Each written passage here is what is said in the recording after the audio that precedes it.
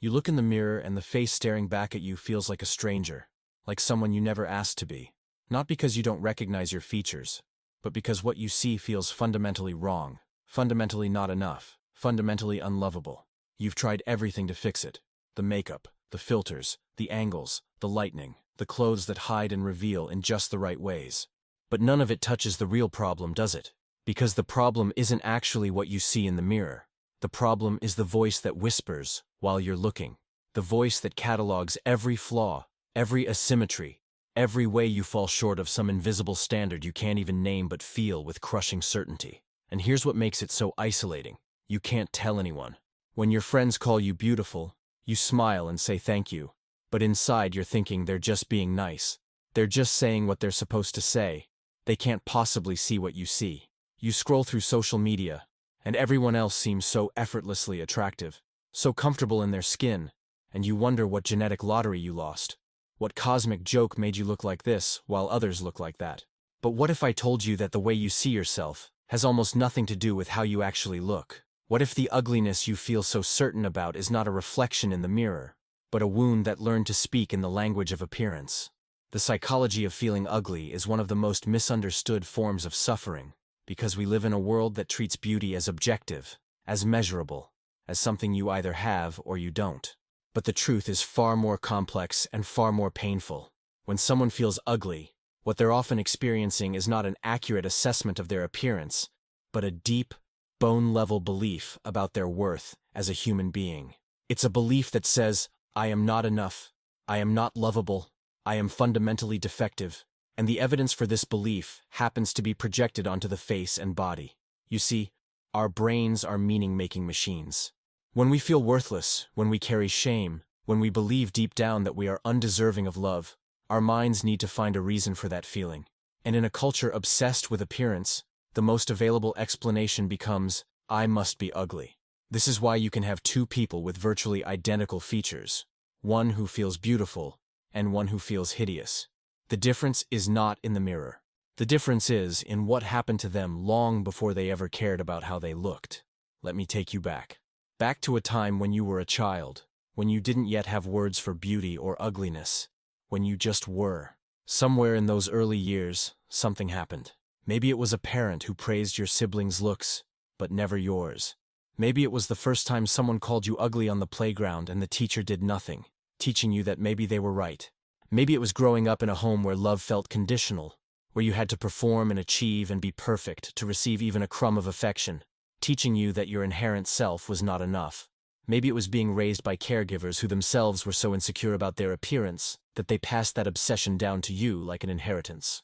Maybe it was the message, spoken or unspoken, that your value was tied to how you looked, that pretty children are loved more, that attractive people are treated better, that beauty is currency, and you were born bankrupt. These experiences, these moments that might seem small or even forgotten, laid the foundation for a belief system that would shape how you see yourself for decades to come. Children are not born hating their appearance. They learn it.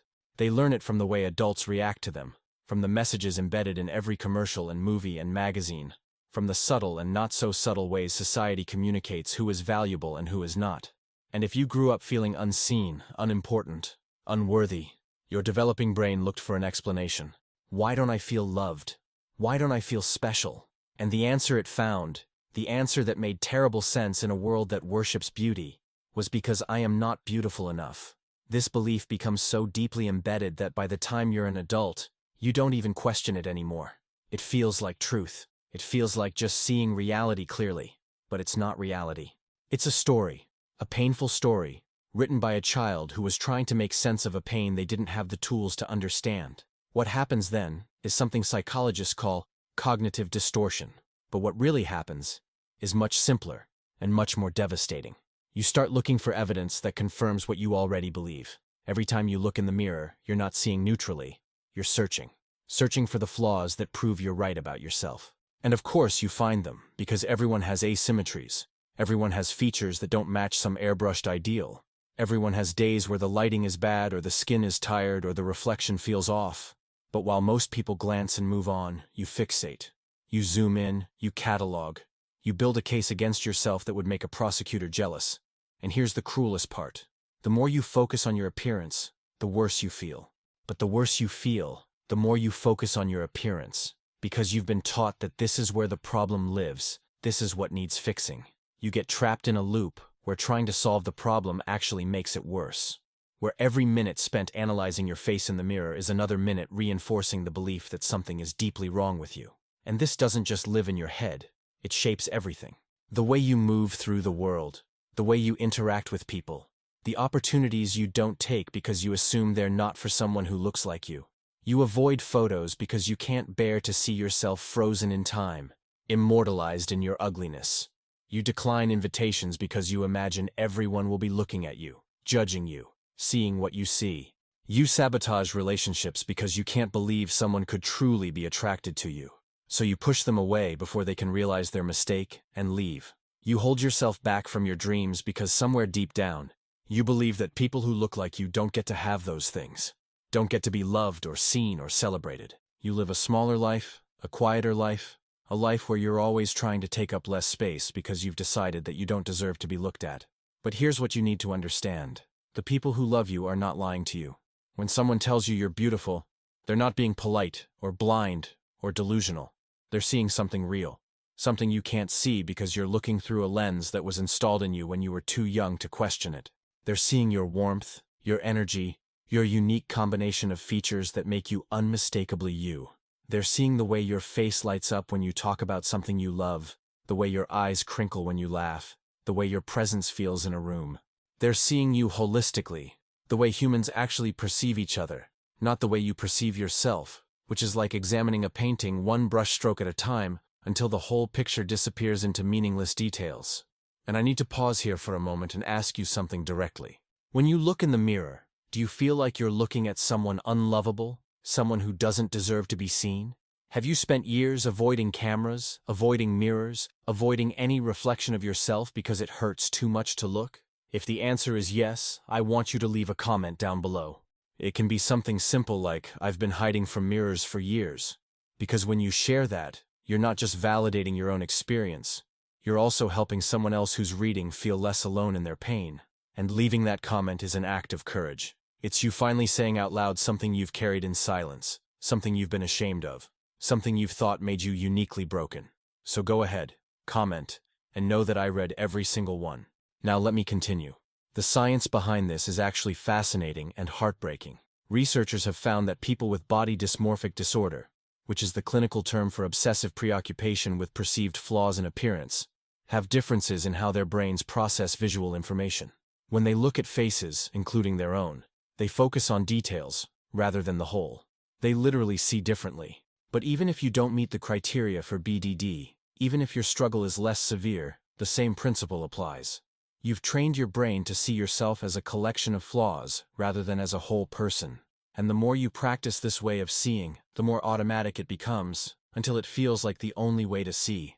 This is compounded by something called the mere exposure effect, which means that the more familiar something is, the more neutral or even positive we tend to feel about it.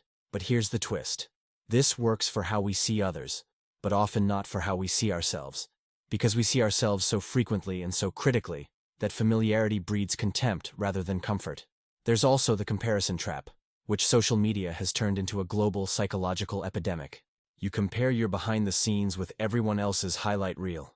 You compare your tired morning face with their filtered, edited, perfectly lit selfies.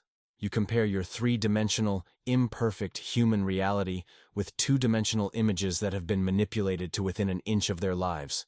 And every comparison is a small cut, a tiny confirmation that you're not enough, that you'll never be enough, that everyone else got something you were denied.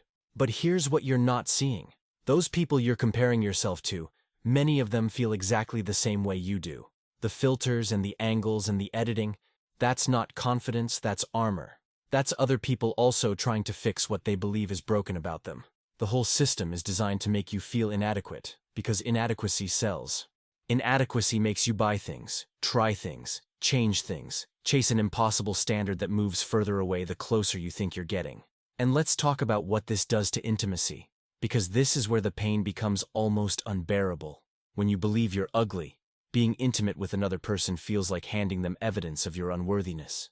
You can't fully relax into pleasure because you're too busy worrying about what they're seeing, what they're thinking, whether they're regretting their choice. You want the lights off, the covers on, the angles controlled. You can't receive compliments about your appearance because they feel like lies or pity. You can't believe that someone could desire you for you, so you assume they're settling, or using you, or too damaged themselves to know better. And this belief creates a self-fulfilling prophecy, because when you can't accept love, when you can't believe desire, you push it away until eventually it stops coming.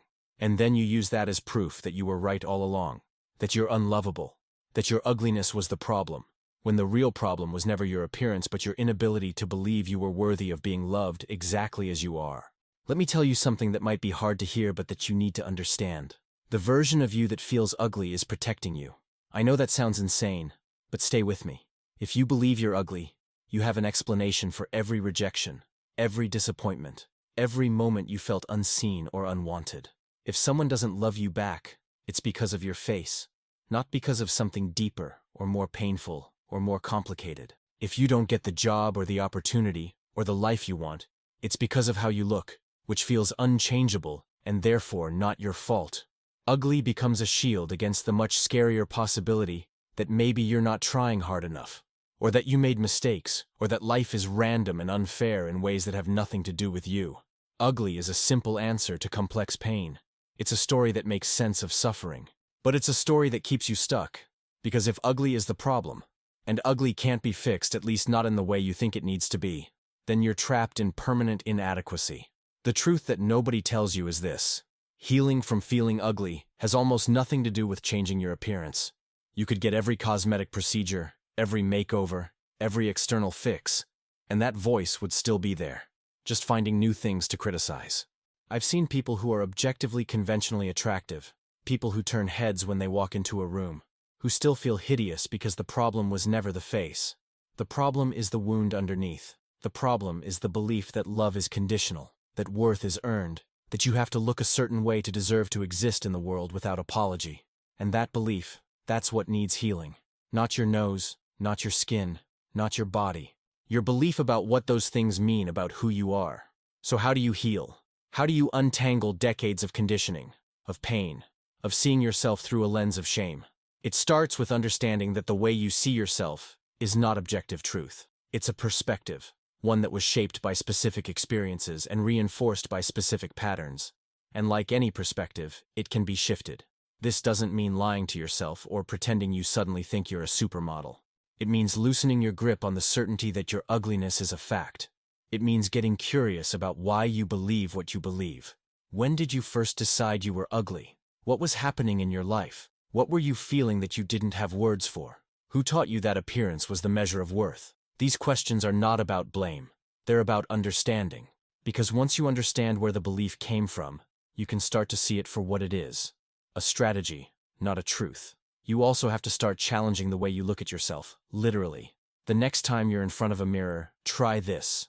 Instead of zooming in on flaws, step back. Look at your whole face. Notice your expression. See yourself the way someone across the room would see you, not the way you see yourself 2 inches from the glass. And when the critical voice starts, and it will, don't fight it. Just notice it. Oh, there's the voice that says my nose is too big. There's the voice that catalogs flaws. Hello, voice. I know you're trying to protect me. Thank you. But I don't need protection from my own face. This might feel ridiculous at first, but what you're doing is creating distance between you and the thoughts, reminding yourself that you are not your thoughts. You are the awareness that hears them. And that awareness has a choice about which thoughts to believe. If this video is landing somewhere deep inside you, if you're feeling like finally someone is putting words to what you felt for so long, leave a like so I know this content is reaching the people who need it. It helps me understand what resonates, what's worth continuing to talk about, and it tells me you're here, really here, listening. Another crucial piece is reparenting yourself, which means going back to that younger version of you who first learned to hate what they saw. That child needed someone to tell them they were inherently valuable, that their worth had nothing to do with how they looked, that they were lovable exactly as they were.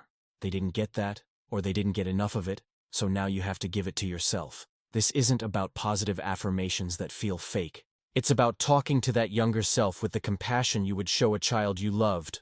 When you look in the mirror and the criticism starts, Imagine that child is standing next to you. Would you say those things to them? Would you tell a 5-year-old that they're ugly, that they're unlovable, that they should hide? No. You would hold them. You would tell them they're perfect. You would mean it. That child is still inside you. They're still listening. Give them what they needed then, but need even more now. You also need to start decoupling appearance from worth, which is radical work in a culture that conflates the two at every turn. Start noticing when you judge others based on appearance, when you make assumptions about someone's value or character based on how they look. Notice how arbitrary it is, how shallow, how often you're wrong. Then extend that same awareness to yourself. Your appearance is just one small aspect of who you are. It's not your kindness. It's not your intelligence. It's not your humor, or your creativity, or your capacity to love. It's not your worth. It's just how you look. And how you look is the least interesting thing about you. I know you don't believe that yet. But try this. Make a list of things you've done that you're proud of. Things that had nothing to do with appearance. Times you helped someone. Things you created. Challenges you survived. Look at that list. That's who you are. Not the reflection in the mirror. Let's also talk about the role of social media. Because it's impossible to heal this wound while continuously exposing yourself to the very thing that reinforces it. If scrolling makes you feel worse, if every beautiful face is a reminder of what you're not, you need to curate your feed differently, or take a break entirely. Follow people with diverse bodies and faces. Follow people who are doing interesting things, creating meaningful work, living full lives that have nothing to do with how they look. Unfollow accounts that make you feel inadequate. This isn't about hiding from reality. It's about recognizing that your reality has been distorted, and you need space to remember what's real. Real is connection. Real is presence. Real is the way someone's face changes when they talk about their passion. Real is not a filtered selfie designed to generate likes. And please, if you can, consider working with a therapist who understands body image issues, who can help you process the deeper wounds that manifest as feeling ugly. This work is hard to do alone because the thoughts are so automatic, so convincing, so woven into the fabric of how you see yourself. A skilled therapist can help you see the patterns you can't see, challenge the beliefs you don't know you're holding, and provide the compassionate witness you've been missing. They can help you understand that your appearance obsession might be masking anxiety, depression, trauma, or attachment wounds that have nothing to do with how you look and everything to do with how you were treated. I also want to talk about something uncomfortable but necessary. Sometimes feeling ugly is a way to avoid living. If you're ugly, you have a reason not to put yourself out there, not to take risks, not to chase dreams, not to be vulnerable. Ugly becomes an excuse disguised as a reason. I can't start dating because of how I look. I can't pursue that career because people like me don't get seen. I can't post that photo, share that work, speak that truth, because what if people see me and judge? This is not to say your pain isn't real. It is. But part of healing is recognizing when that pain is also functioning as a shield against the even scarier prospect of being fully seen and possibly still rejected. Because here's the terrifying truth. You could change everything about your appearance and still face rejection. Not because you're not beautiful, but because rejection is part of being human. It's part of taking risks. It's part of living an authentic life. And if you're using ugliness as a reason to stay safe, you're also using it as a reason to stay small. What would your life look like if you didn't believe you were ugly? What would you do differently? Where would you go? Who would you talk to? What risks would you take? These questions are not hypothetical. They're an invitation to start living as if your appearance was not the barrier you've made it. Start small. Do one thing this week that you've been avoiding because of how you look. Post a photo without a filter. Go to that event. Sign up for that class. Wear the outfit you love but have been too afraid to be seen in. Not because you suddenly believe you're beautiful, but because you're choosing to act as if your worth is not determined by your appearance. Courage is not the absence of fear. It's doing the thing even though you're afraid. And every time you do, you're rewriting the story. You're proving to yourself that you can exist in the world, that you can be seen, that the sky does not fall when you stop hiding. And if you're here, feeling every word of this sink in, feeling like this channel is finally giving voice to the things you've thought were too shameful to say out loud, I want you to know something. This space exists for you. Every week I create content about emotional healing, about the psychology behind the pain we carry, about the ways we learn to see ourselves and the ways we can learn to see differently. If you want to be part of this journey, if you want to keep exploring these deeper truths with me, subscribe to the channel and turn on notifications. This isn't just about watching videos. It's about being part of a community of people who are doing the hard work of healing, who understand that growth is messy and painful and worth it. And I promise you, you're not alone in this. So subscribe, and let's keep going together. Here's what I want you to really hear. The ugliness you feel is not a life sentence. It's a wound, and wounds can heal. But they don't heal by being ignored or covered up. They heal by being seen, understood, and tended to with compassion. Every time you look in the mirror with a little more gentleness, every time you catch the critical voice and choose not to believe it, every time you show up in the world despite your fear, you are healing. It's not linear. There will be days when the old beliefs come roaring back, when you feel certain again that you're unlovable because of how you look. But those days will become less frequent, less intense, less defining. Because healing is not about never struggling again. It's about struggling with more tools, more awareness, more self-compassion than you had before. I also want to acknowledge something that's true and painful. We live in a world that does treat attractive people better. That's not in your head. Research confirms it. Pretty privilege is real. But here's what's also true. You have no idea how attractive you actually are because you're not seeing yourself clearly. And even if you were on the lower end of conventional attractiveness, which I doubt, your worth is not determined by where you fall on some arbitrary scale invented by people trying to sell you things. Your worth is inherent. It came with you when you were born. It doesn't increase when you look good, and decrease when you don't. It just is. And the work is not to become beautiful. The work is to stop making beauty the condition for your own love and acceptance. Think about the people you love most in the world. Do you love them because of how they look? Maybe physical attraction played a role at first, but that's not why you stayed. You stayed because of who they are, because of how they make you feel, because of the connection, the laughter, the safety, the way they see you. That's what matters. That's what lasts. Physical appearance is the least stable thing about us. It changes with age, with health, with time. If you base your worth on something so changeable, you will spend your entire life chasing an impossible target. But if you base your worth on your inherent humanity, on your capacity to love and be loved, on the unique constellation of experiences and qualities that make you irreplaceably you, then you have something no mirror can take away. And let me be very clear about something. Healing from this does not mean you wake up one day and suddenly think you're gorgeous. It means you stop caring so much. It means appearance moves from the center of your identity to the periphery. It means you have days where you don't think about how you look at all because you're too busy living, connecting, creating, being. It means the mirror loses its power. It becomes just a tool to check if you have something in your teeth, not a judge determining your value. That's freedom. Not perfection, not confidence in your beauty, but liberation from the belief that your beauty matters more than everything else you are. I know this is hard to believe when you're in the thick of it, when every reflection feels like proof of your unworthiness. But I've seen people heal from this. I've seen them go from avoiding mirrors to forgetting mirrors exist. I've seen them go from hiding to showing up. I've seen them realize that the thing they thought was their greatest flaw was just a feature, neutral, meaningless, certainly not worth the decades of suffering they poured into hating it. And if they can get there, you can too. Not because you're going to change how you look, but because you're going to change what it means. So here's what I want you to do. I want you to try an experiment. For 1 week, every time you look in the mirror, I want you to say one thing you're grateful your body or face does for you. Not how it looks, but what it does. My eyes let me see the people I love. My mouth lets me taste good food and laugh with friends. My face holds my expressions.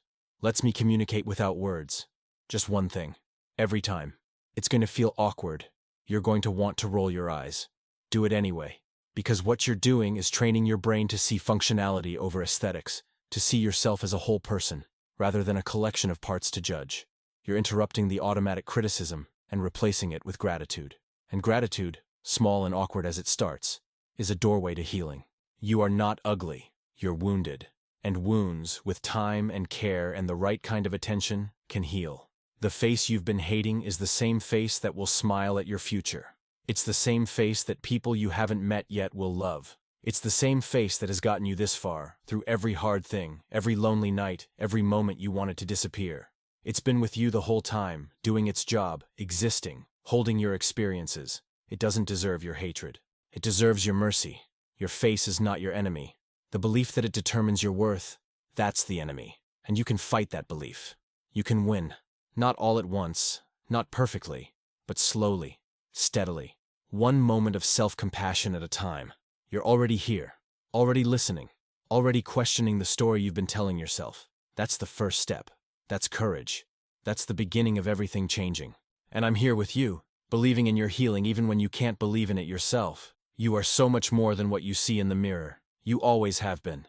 It's time to start living like you know that's true.